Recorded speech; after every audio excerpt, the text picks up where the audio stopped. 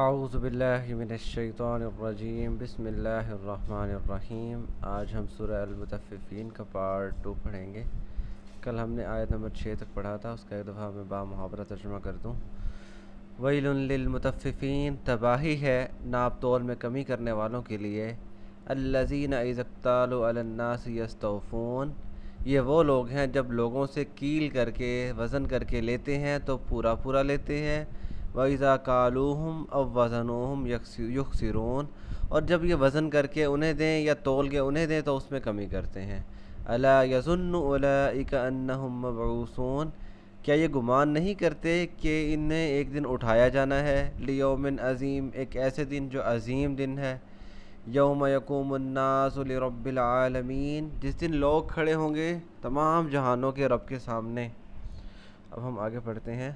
کلا، ہرگز ایسا نہیں۔ کلا اس وقت آتا ہے جب پچھلا جو مفہوم چل رہا ہو نا اس کی نفی کی جائے، یعنی یہ لوگ جو سمجھ رہے ہیں کہ جو ناپ تول میں کمی کرتے ہیں یا انسانی فطرت کے اندر جو انصاف رکھا گیا ہے اس انصاف کی انکار کرتے ہیں، اس کو جھٹلانے کی کوشش کرتے ہیں، تو ہرگز ایسا نہیں۔ انا، بے شک، کتاب الفجارہ، فاجر گنہگار لوگوں کی جو کتاب ہے، کتاب سے مراد اعمال نامے، ان کے جو اعمال نامے ہیں، لفی سجین، وہ سجین میں ہیں، یعنی جتنے بھی گنہگار ہیں ان کے اعمال نامے روز کے روز جو فرشتے لکھ رہے ہیں، وہ ایک دفتر ہے، ایک بہت بڑا دفتر جس کا نام سجین ہے، اس میں گنہگاروں کے اعمال نامے ریکارڈ کیے جا رہے ہیں ان کے نام سے، جو بھی حسب نسب ہے اس حساب سے۔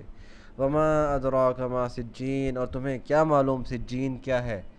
سجن اصل میں کہتے ہیں کسی قید خانے کو، اور اسی سے یہ لفظ سجین نکلا ہے، لیکن یہ سجین لازمی نہیں ہے اسی مفہوم میں آئے، یہ اللہ تعالیٰ نے یہ اصطلاحی مفہوم میں بھی استعمال کیا ہے کہ یہ ایک دفتر ہے جس میں گناہ گار لوگوں کے اعمال نامے رکھے جاتے ہیں، یہ خود اللہ تعالیٰ نے بتا دیا ہے۔ کتاب، اعمال نامے جو ہیں یا وہ دفتر جو ہے وہ کیا ہے؟ مرقوم، لکھا ہوا، کہ اعمال نامے لکھے ہوئے ہیں۔ وہ کہتے ہیں نا کہ اس نے تاریخ رقم کر دی، رقم کا مطلب تاریخ لکھ دینا، تو رقم کا مطلب ہوتا ہے لکھنا بھی ہوتا ہے، تو مرقوم لکھی گئی، کتاب مرقوم، اعمال نامے جو ہیں وہ لکھے ہوئے ہیں۔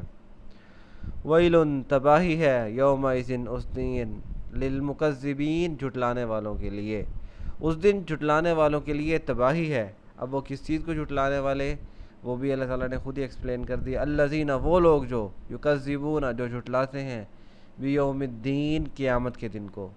دین کا مطلب قیامت ہے، یہ کئی جگہ پہ آ چکا ہے، مالک یوم الدین، تو وہ لوگ جو قیامت کے دن کو جھٹلاتے ہیں، یعنی ان کا اپنا نفس اس بات کی گواہی دے رہا ہے کہ یہ خود ناانصافی برداشت نہیں کرتے، معاشرے میں بے راہ روی اور ناانصافی کو برداشت نہیں کر سکتے کہ بھی جو گنہگار لوگ ہیں ان کو ان کے اعمال کا بدلہ دیا جائے، جو نیک لوگ ہیں ان کو ان کے اعمال کی جزا دی جائے۔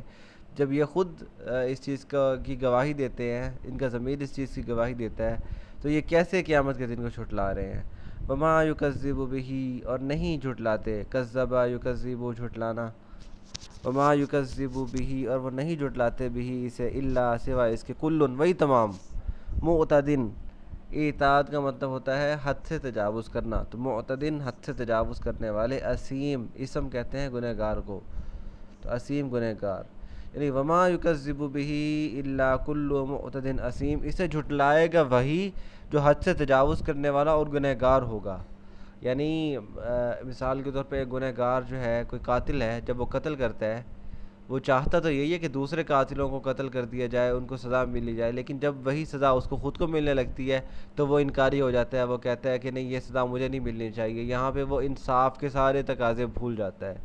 تو اسی وجہ سے قیامت کو بھی وہی جھٹلا رہا ہے جو خود تو گناہ کر رہا ہے، اور جب اسے کہا جائے کہ تیری اس گناہوں پہ تیری پکڑ ہوگی، تجھے سزا دی جائے گی، تو وہ انکار کر دیتا ہے اور وہ کہتا ہے ایسا کوئی دن نہیں ہوگا۔ یعنی یہ سمجھنے کی کوشش کریں کہ حد سے تجاوز کرنے والے جو اپنے نفس کی اس میں کیا کہتے ہیں، حمایت میں حد سے تجاوز کریں، اپنے آپ کو دوسروں سے بلند رکھنے کی کوشش کریں، تو وہی ہیں حد سے تجاوز کرنے والے اور گنہگار۔ تو وہی جھٹلاتے ہیں اسے جو حد سے تجاوز کرنے والے ہوں اور گنہگار ہوں۔ اذا تتلا، اذا کا مطلب جب، تتلا، پڑھی جائیں، یہ پیسیو وائز ہے، تتلا علیہ، تلاوت کی جائے اس پر، آیاتنا، ہماری آیات، قولا، تو کہتے ہیں، قولا اصل میں قوالا تھا، ضربہ کی طرح، جس کو قولا پڑھا جاتا ہے، وہ حروف علت۔ قولا تو کہتا تھا، اساطیرو سطر کہتے ہیں لکھنا، سطور نہیں ہوتا کئی سطور، تو سطر کا مطلب ہوتا ہے لکھنا، تو اساطیر لکھی ہوئی تحریریں، یعنی تحریریں ہیں اولین، اول کہتے ہیں جو پہلے آئے، اولین پہلے لوگوں کی۔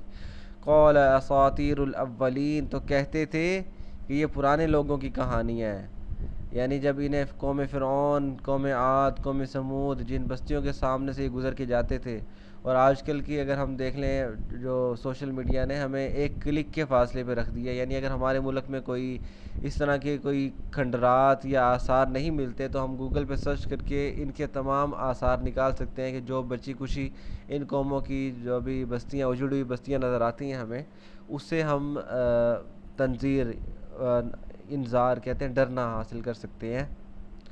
لیکن یہ لوگ ایسے کوئی مارے ہوئے تھے غفلت کے کہ ان لوگوں نے جناب اس کو بھی یہ کہنا شروع کر دیا کہ یہ پرانے لوگوں کی قصے کہانی ہے۔